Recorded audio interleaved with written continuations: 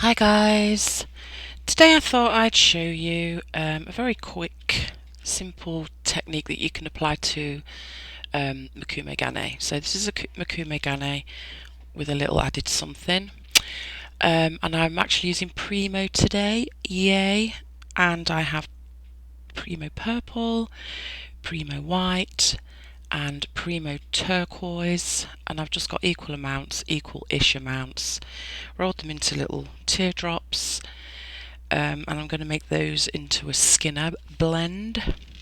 And I've also rolled out just some, scrap clay for a backing. It's just a mix of different things, and I've got this nice purple colour.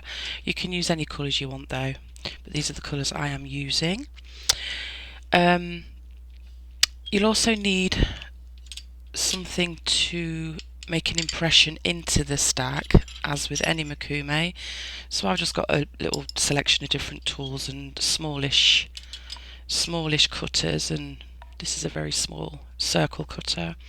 You'll also need cutters to cut your final shapes, obviously, and you will also need some embossing powder, and I've just got this silver embossing powder and an embossing pen, and I will leave the link for this and the embossing powder. Everything else is, standard, plus some knives. Oh, and you'll also need some, well, I'm using gold leaf. You could use any colour you wanted, but I'm using gold leaf. Alright, so I'm going to roll these into I'm just going to mush these together, and then I'm going to make them into a blend. So once I've done that, I shall return. Alright, so I've got my blend, and I'm going to do my little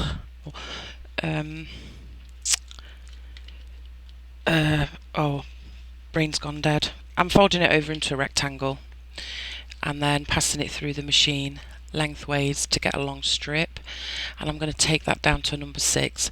I'll stay on camera because it's just easier than to keep turning it off and coming back. So I'm just going to take this through down to a number 6.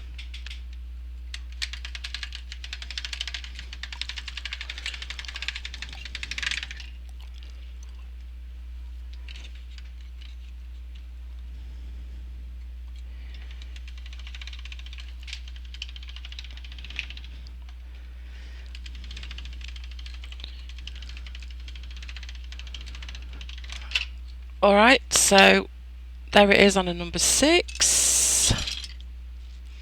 And now what I'm going to do is just cut these into roughly equal sections, and then just stack them like so.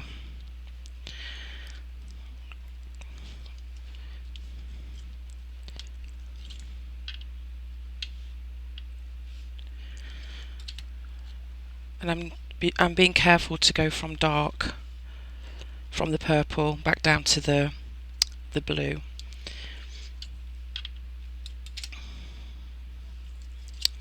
So just keep cutting out the sections and stacking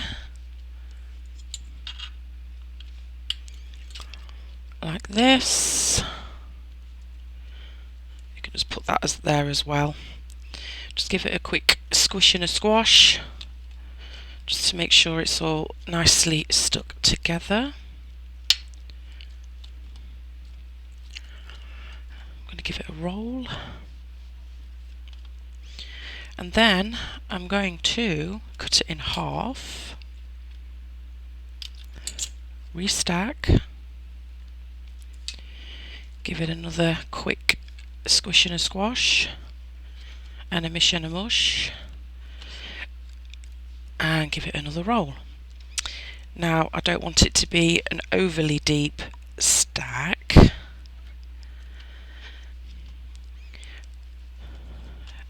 but it's got to be deep enough to accommodate the cutters, etc.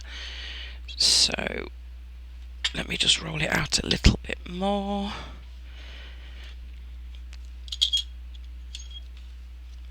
And I think That's going to be good. Alright, so once you've done all that and you've restacked it, I'm only restacking it one time, so I'm not doing it again. You just need to take all your pokey implements, and it can be whatever you want it to be. I've just got these things here, and I've also got some tiny cutters, and all I'm going to do, think which way I want this to go. All I'm going to do is the usual thing with Mokume and just cut down, push down and pull back up, and hopefully it won't stick in there like it did with mine. If it does, don't worry, just stuff it back in there. And I'm just going to make a little flower shape, I guess.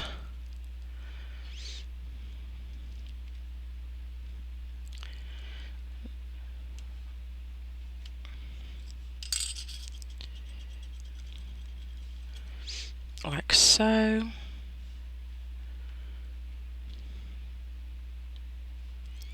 And the last one.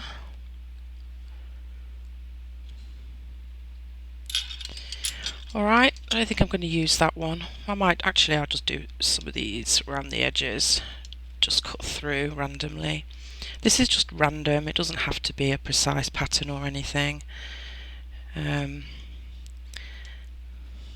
It's whatever you fancy, really. Whoops. Which way did that go? Oh, whatever, I'll stick it back wherever. So like I say, just keep going round, and I've got this little tool. I don't know if you can see, it's got like a little scoop on the end of it. I'm just going to randomly push those in as well. You want a quite open pattern for this Mokume. Let me think. I'm just going to take my little circle cutter, just stick that in the middle of the flower.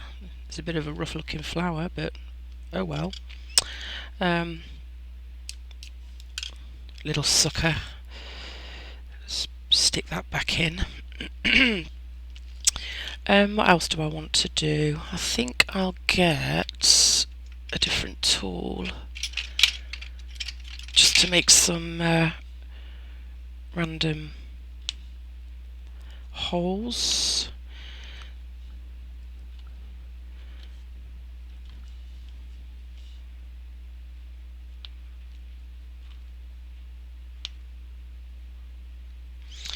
Alright, so when you're happy with your design, you're going to leave it like that. You're not going to squish it back together like you do with most Mokume Gane. You want it to be left quite open. Okay, so I'm just going to put that to one side for this for a minute, and I'm just going to bring over my backing clay, and I'm just going to apply some of this gold metal leaf. I don't want all that. I'm not going to cover the whole sheet with it, just some of it, so that's more than enough. Like I said, you can use any colour of the metal leaf as you want. You can use silver. I mean, I've got different colours. I've got red, I've got blue, I've got green, copper, whatever. So I'm just putting it on a little bit of the backing clay. Alright, so that's that. Bring back your Mokume stack. Let me just move it over so you can see what I'm doing. Oops, came out again. I'm just going to move those out of the way. I'm thinking whether to add a few more little things in there. No, I'll leave it, it's fine. So we've got the stack, you're not squishing it back together, you're leaving it relatively open, so to speak. And I'm just going to take my flexible blade, which I don't think is that sharp anymore, and I'm just going to start slicing thin, as thin as I can get it, slices like so. And what you're left with is quite an open look. And then just place it on your clay, backing clay, like so. Oh, we've got this really nice petal here, that looks nice. So I'm just going to stick that there. And again, you can lay your pieces wherever you see fit.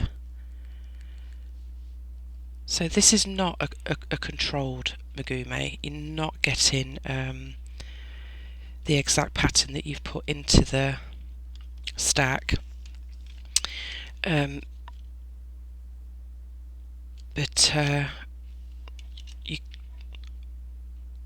It's pretty. I like it. So I'm just going to keep doing that. Now, let me see. Okay. Oh, that's nice as well. And you don't even have to put all the pieces together. You can leave bits showing, or you can put them as close together as you want. This is what I like about Mokume. It's so versatile, and it's all on you how you lay your pieces, etc.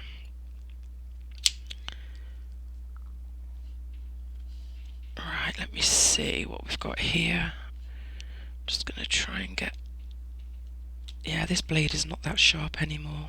I think I need to invest in a new one. Oh, I love that. And because you've got the holes in this, because you've left it open and not closed it back up, you can see that the metal leaf is showing through those holes, and it's just a little added extra, and I think it looks really nice. And let me see. Alright, so that's basically it for this stage. Oops, this one likes to keep coming out, doesn't it? And here comes my dog. Yes, Lexi. Let me think. I'm going to put that there. And I am going to leave these little bits of gold showing through. So I'm not going to place anything else on that area. I think I just need a little bit more over here. And it doesn't matter if you overlap them either, to be honest. And let me think which side. And remember, you can always flip over as well to see what it looks like on each side and which side looks better to you. So there's that as well.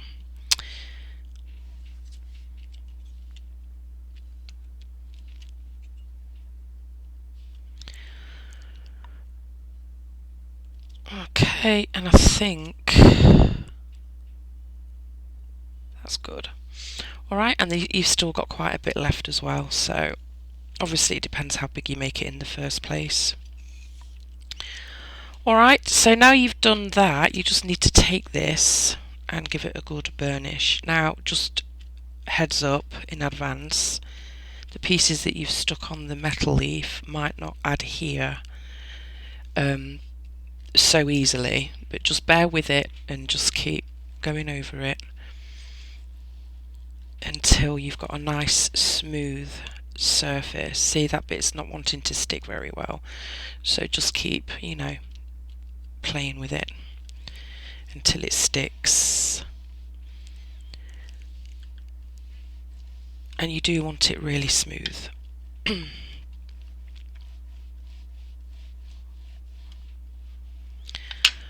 Alright, so I'm just going to get some card and give it a good burnish. And I wish I could find my steel soap, but I don't know where it is. It would be better if you had some kind of implement to burnish, but I'll just use my hands.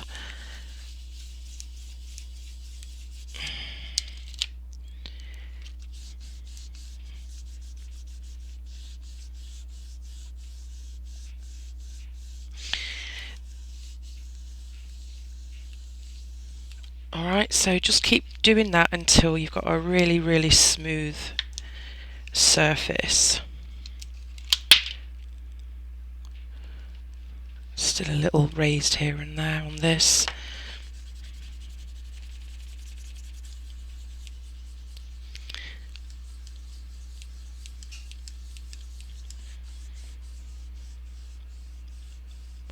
If you can hear a noise in the background, it's because I do all my craft work in the basement, and that's where my heater furnace is, and because it's cold, obviously I've got to have it on. In the summer I'd usually turn off the central air so you can't hear that, but it's too cold down here for me to turn the heat off, so sorry if you can hear a background noise, but that's what it is. Alright, so I think I've burnished this enough now,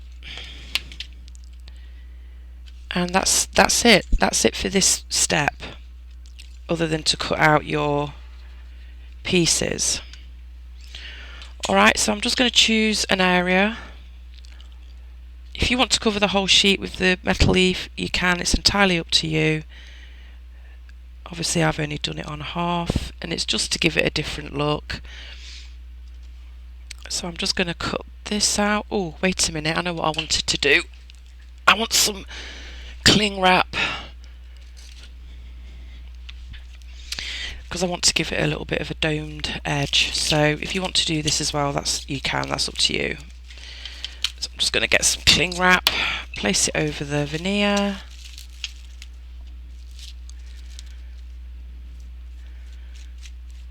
I'm not worried about wrinkles at this point, I can always smooth it out again.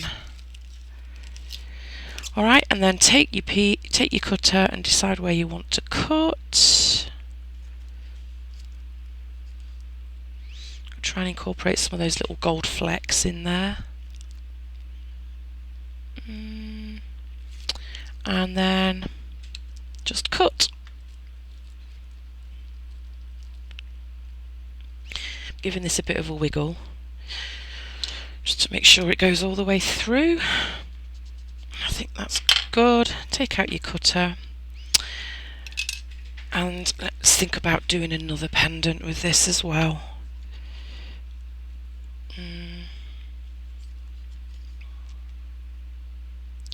Again, I want to get some of that gold in. Just turn that a little bit, hang on. Just thinking out loud, guys, just thinking out loud. Right, and then just push that through again, give it a wiggle, and lift out. Now obviously I've got all this left, but I'm just going to do those two on camera. Where did my other blade go? And just gently lift, and you've still got, well, I've still got a fair amount left that I can do some more pieces with. Alright, but these are the two for today. Whoops, sorry guys, I keep knocking this camera, don't I? And then what I'm going to do now is just put these in the oven and bake them according to the instructions on the clay. Premo is baked at 275, and I will put these in the oven for about 45 minutes, I think, and that's plenty.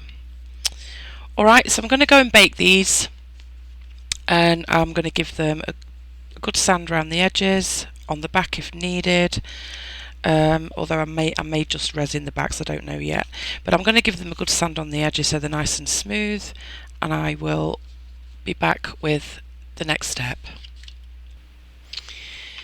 Here are the pieces baked and sanded a little bit just on the edges, just to smooth them off a little bit. So while this technique obviously is not my technique, everybody does Mokume Gane, we all know that, I just thought I would add a little bit of interest to them. So this is where the embossing pen comes in. Now you could just stamp and do the embossing, just get a stamp and emboss, but I thought it'd be fun to use this pen just to draw your own little design on the pendant. So I'm just going to take that and I'm going to just draw something on there. Nothing extravagant, just, I don't know, let's have a look at this. Alright, let's just do a little circle there. I know you're not going to be able to see this on camera, but you'll see once it's embossed. So I'm just drawing some little lines going down.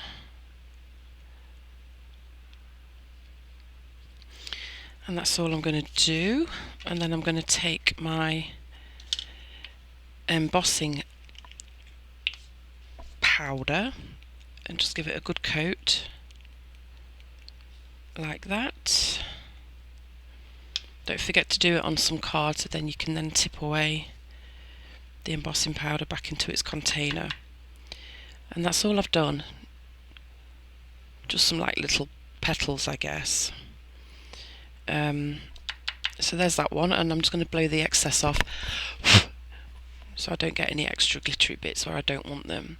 So there's that one, and then I'm going to take this one and do a very similar thing. You can just kind of go with the lines of the pattern, or you can draw something, you know, a flower or a butterfly, whatever it is you want. I'm just going to kind of follow the lines on this one, I think, just to give it a little bit of a highlight here and there.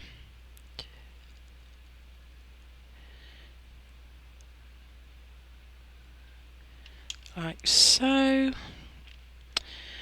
I'm just going to go here, and I'm going to go, whoops, not like that.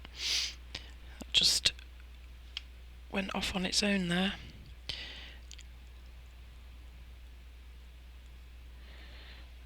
I don't know how good that's going to look now because I've got that smudge on there. We'll see. Oh, it could be part of the design, right?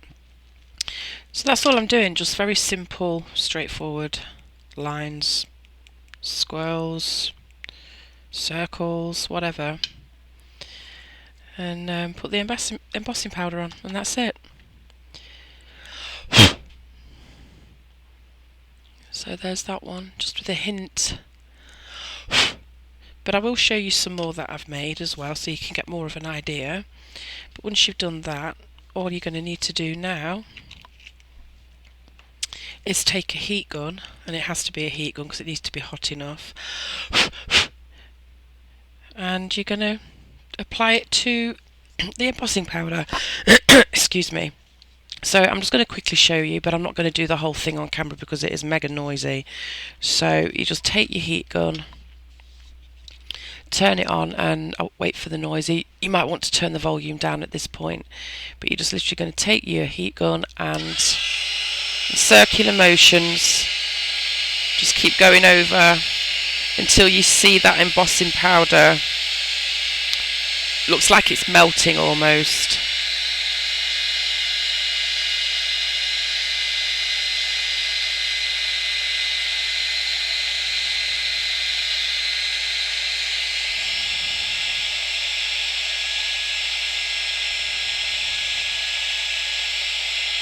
And I can see this little bit here is starting to change.